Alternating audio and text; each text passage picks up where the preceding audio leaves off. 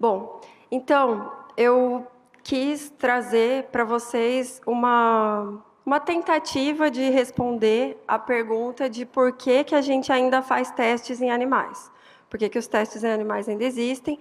Vou trazer uma perspectiva muito do Brasil, que é o país onde eu estou, e eu estou falando aqui pelo Fórum Nacional de Proteção e Defesa Animal, que é uma ONG, que acho que talvez vocês já tenham entrado em contato. A gente trabalha com várias espécies e temos desenvolvido um trabalho voltado para a proteção de animais usados para fins de ensino e pesquisa no Brasil. E eu gostaria de apresentar para vocês um projeto que a gente tem no Fórum Animal, que chama Ciência Sem Jaulas. Então, eu vou falar um pouquinho para vocês desse projeto e trazer a perspectiva de como que a gente entende uma resposta para isso, de por que que a gente ainda faz testes em animais, e como que a gente poderia tentar mudar isso. Bom, então, esse projeto, Ciência Sem Jaulas, do Fórum Animal, eu queria contar para vocês assim, como ele funciona. Então, ele tem uma fundamentação que a gente gosta muito de explicar, porque um pouco da resposta tem a ver com isso. Então, a gente fundamenta esse projeto principalmente na ética e na ciência juntos. A gente valoriza muito o conhecimento científico, a gente quer promover a ciência, a gente quer mais ciência e não menos ciência. O que a gente quer menos é a exploração animal. Então, o nosso projeto é fundamentado tanto na ética quanto na ciência, e o nosso objetivo é combater a exploração. Estou colocando isso de forma bem ampla, mas vou explicar um pouquinho melhor. E o nosso método, de forma bem geral, é usar as alternativas que já existem, os recursos que já existem, a legislação que já existe, os métodos que já foram desenvolvidos e tentar criar novas estratégias e formas de diminuir a exploração animal para fins de ensino e pesquisa. Então, eu estou focando aqui um pouco mais em pesquisa mesmo e ensino. Não vou falar muito sobre cosméticos, até porque a Cami já trouxe bastante coisa sobre isso. Então, eu vou focar um pouco mais em pesquisa e ensino mesmo. E aí, para deixar bem claro assim, a nossa perspectiva, eu gosto de fazer esses esquemas, assim, porque a gente trabalha muito com ética e ciência mesmo, e acho bem interessante trazer essa ideia de que ética e ciência são instrumentos. A gente procura um mundo melhor, nosso objetivo é um mundo melhor. Então, a gente trabalha com a ética como um instrumento para chegar no mundo melhor, e a ciência também como um instrumento para chegar no mundo melhor.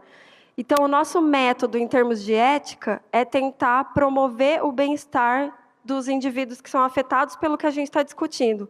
Então, a gente vai fazer isso de várias formas e, principalmente, focando na questão da ciência, por que que a gente considera que a ciência é um critério de inclusão moral. Então, a gente vai trabalhar com essa parte da ética, de por que que o bem-estar animal importa.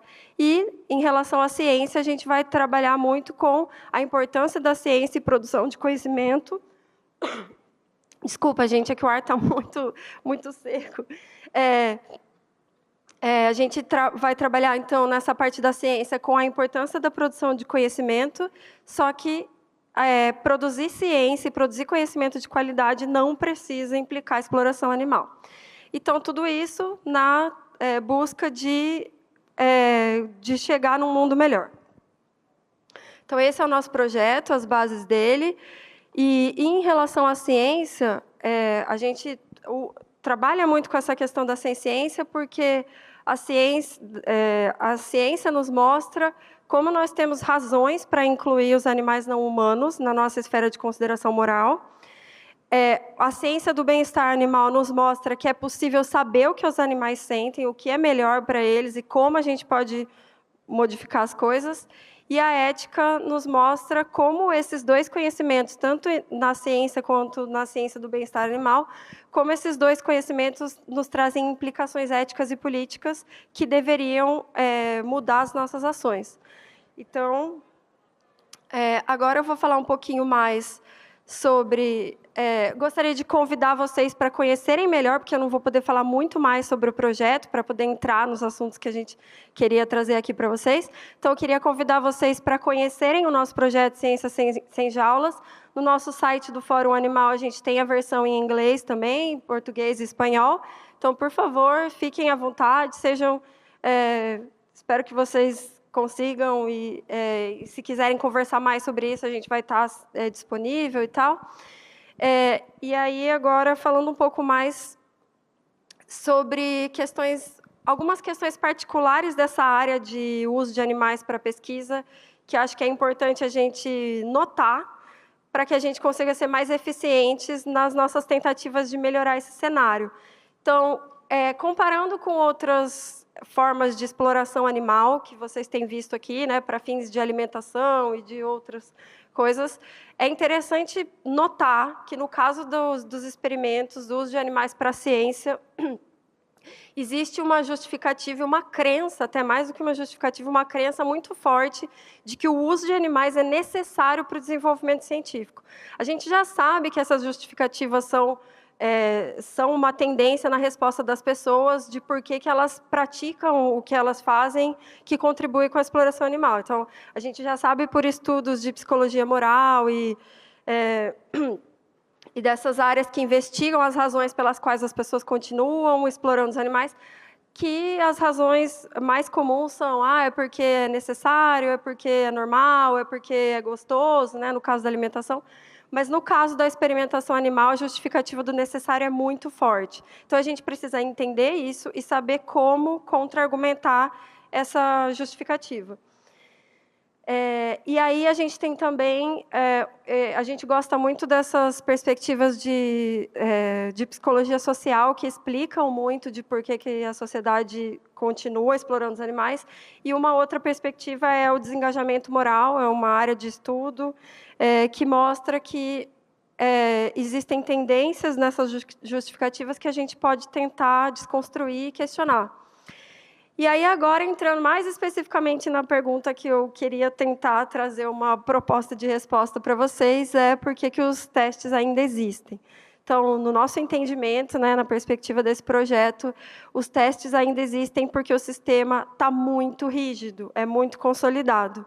Então, a gente tem que entender cada parte desse sistema para conseguir tentar quebrar um pouquinho cada uma dessas partes. Eu vou tentar mostrar para vocês como é ineficiente mexer em uma parte só.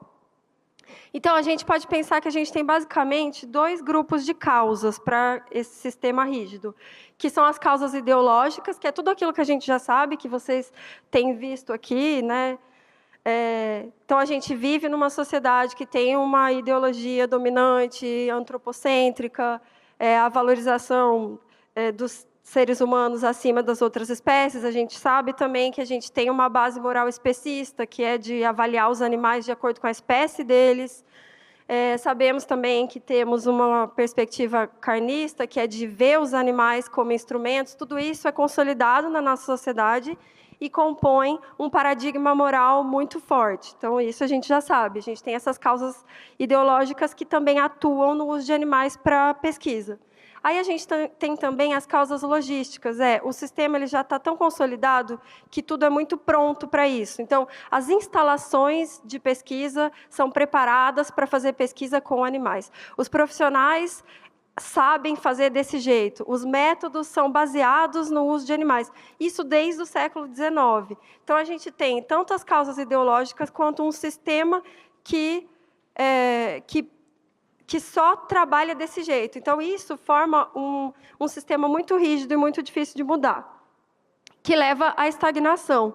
E, com essa estagnação, a gente acaba tendo muito poucas pessoas e poucas ações que tentam sair disso. Então, se um estudante novo chega numa instituição de ensino, ele acaba fazendo da mesma forma que os outros fizeram, porque o professor dele só faz daquele jeito. Então, é muito difícil quebrar esse sistema. Ainda sobre essa questão do sistema rígido, eu queria trazer um pouco para vocês, assim, como a gente tem entendido esses principais atores que compõem esse sistema rígido. Nossa, 2 minutos. Então, a gente tem, por exemplo, se a gente pensar na produção de medicamentos, a gente tem a indústria, que forma um sistema rígido. Os consumidores, que muitas vezes não sabem de tudo que está por trás da produção daquele medicamento. Aí a gente tem as sociedades, eu ponho sociedades no plural, vocês vão entender por quê, porque são vários grupos de interesses, que a gente pode chamar de sociedades aí nesse caso. Aí tem as agências de fomento, que são aquelas que vão dar o dinheiro para a pesquisa acontecer. Os periódicos científicos, né, as revistas que publicam os estudos, e as instituições de pesquisa e o sistema regulatório. Tudo isso converge para que a coisa continue sendo do jeito que é. Então, se, por exemplo, no meio desse círculo, alguém resolve agir diferente, então, por exemplo, uma revista científica resolve mudar as suas regras e parar de publicar pesquisas que foram feitas com base em exploração animal. Talvez elas não consigam, talvez elas não tenham mais sucesso, talvez as pesquisas que sejam feitas nessa perspectiva não recebem mais investimento. Então, não adiantaria um só mudar, porque os outros vão pressionar para que continue sendo daquele jeito. E aí, para exemplificar um pouco melhor esse sistema fechado, eu tentei trazer um pouco mais de detalhes do que a gente está tentando dizer. Então, em relação ao sistema regulatório, no Brasil, por exemplo, se for o desenvolvimento de medicamento para humanos, vai ser regulado pelo Ministério da Saúde. Se for medicamento para animais, vai ser regulado pelo Ministério da Agricultura e Pecuária. Esses dois têm a sua regulamentação já fechada. E aí, as instituições de pesquisa que vão fazer pesquisa para desenvolver esses produtos, elas têm que seguir essa regulamentação. Aí, essas instituições, digamos, né, por sua vez, que seriam ou universidades, ou centros de pesquisa, ou as companhias que vendem os medicamentos, elas têm que seguir essa regulamentação.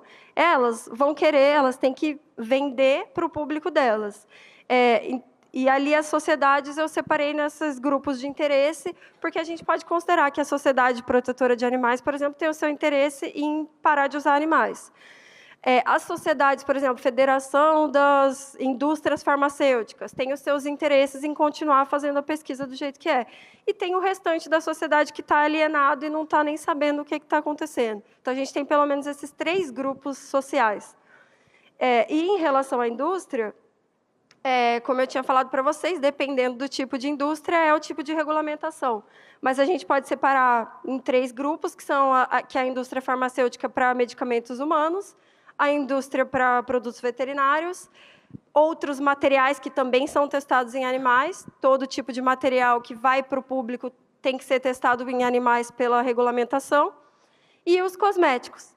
Então, a gente tem, basicamente, esses atores, esses grupos. Eu não vou entrar aqui muito em detalhes, mas é mais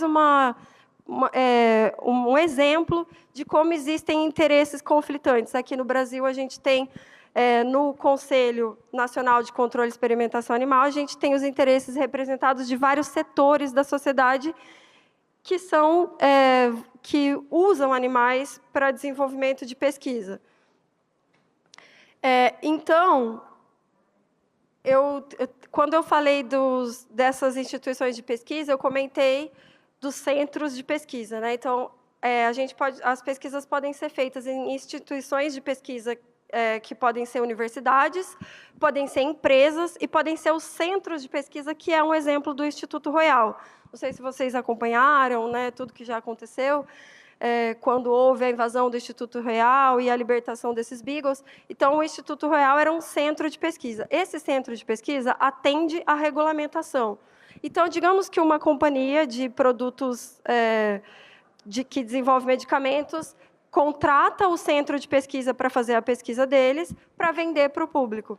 Se o centro de pesquisa não tiver o interesse e regras para mudar e não usar animais, por exemplo, se o público que vai consumir não tiver essa exigência, essa demanda por produtos que não foram testados em animais, se a regulamentação que vai dizer como eles têm que fazer não estiver permitindo nenhuma outra forma de pesquisa que não seja baseada em animais. Se todos esses pontos envolvidos não permitirem, não tem como acontecer uma mudança. Então, agora entrando um pouco em o que a gente precisa fazer para mudar. Então, tentando responder, por que ainda existem testes com animais? Porque o sistema está muito fechado. A resposta eu entendo que a melhor resposta é essa. A gente nem consegue entrar numa questão técnica de dizer, não, a gente ainda não tem tecnologia suficiente. A gente nem sabe, porque é tudo tão já consolidado que a gente não consegue nem tentar um jeito diferente. Quem está acostumado com o cenário de publicação científica sabe que as revistas que publicam e que fazem os pesquisadores ficarem famosos e tudo mais, exigem que os testes sejam feitos em animais. Então, a pessoa pode ser um pesquisador super inovador, descobrindo um monte de coisa, ele não consegue nem publicar na revista famosa, porque ela exige testes com animais. Então, a coisa não consegue andar. Então, pensando em caminhos para mudança, como que a gente poderia tentar mudar isso de alguma forma? A primeira coisa é que a gente precisa mudar a nossa base ética por trás da pesquisa. Na pesquisa com humanos, a nossa base ética é seguir 4 princípios. Então, a gente nunca pode fazer pesquisa com humanos. Na maioria dos países, aqui no Brasil, inclusive, a gente segue diretrizes internacionais. A gente nunca pode fazer pesquisa com humanos que cause danos aos humanos, que não traga benefício para eles, que seja injusta e que não tenha sido consentida por eles. Assim é a pesquisa com humanos. A pesquisa com animais segue um outro tipo de lógica da ética. Então, uma das coisas que a gente precisa fazer é transicionar para aquele tipo de sistema ético na pesquisa com animais. Então, a gente não precisa acabar com a pesquisa com animais, a gente precisa parar com a exploração e sofrimento dos animais para fins de pesquisa. Eu poderia dar aqui vários exemplos de pesquisas que são feitas com animais de modo semelhante com como é feito com humanos. Então, animais que precisam passar por um procedimento ou que são animais domiciliados, assim, por exemplo, pesquisa... enfim, eu não vou poder entrar em detalhes, mas a gente pode falar mais sobre isso. Então, a gente tem que passar para esse paradigma de pesquisa. Quando a gente pensa nos métodos, né, a ciência é feita a partir de experimentos. Isso é o que caracteriza a ciência. A gente precisa testar as coisas. Só que, hoje em dia, no século XXI, a gente tem todos esses tipos de métodos que são experimentos. Tudo isso é experimento, é teste empírico. Então, a gente pode fazer testes in vitro, in silico, né, que é em sistemas computacionais e matemáticos, a gente pode fazer testes em químico, em data, que é uma área super promissora de descoberta de informações científicas. No entanto, a gente continua insistindo no método in vivo, né, que eu risquei ali, que é o método que a gente precisa combater. Todos os outros a gente pode e deve fomentar. Aí, a gente... quando fala de uso de animais para fins de pesquisa, aqui no Brasil, a legislação inclui ensino também. Então, no ensino, a gente também tem várias ações para acabar com o uso de animais no ensino.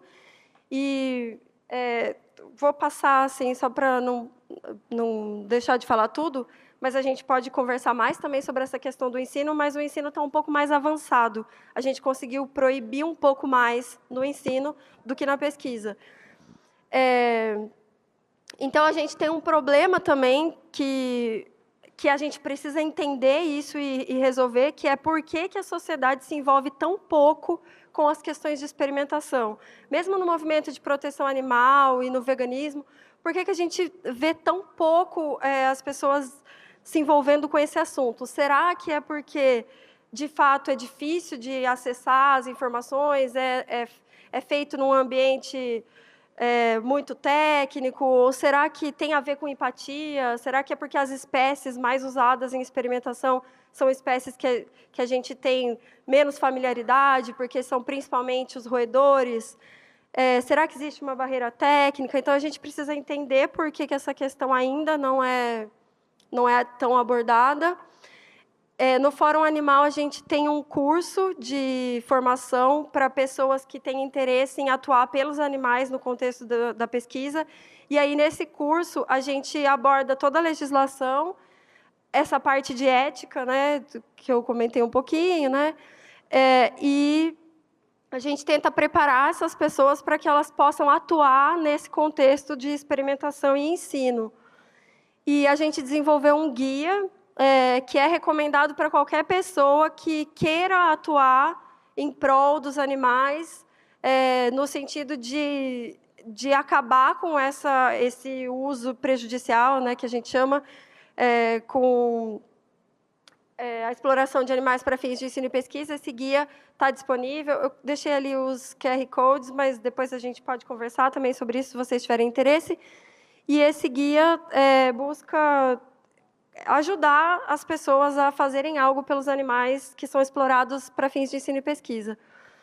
E eu gosto de comentar que todo mundo pode fazer alguma coisa, porque, como eu mostrei para vocês, o sistema é bem rígido e todas as partes precisam ser quebradas, né?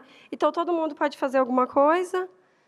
E o que a gente quer é isso. A gente quer jaulas vazias, né? Então, a gente quer ciência, mas sem exploração animal. E é isso. Espero que vocês tenham gostado.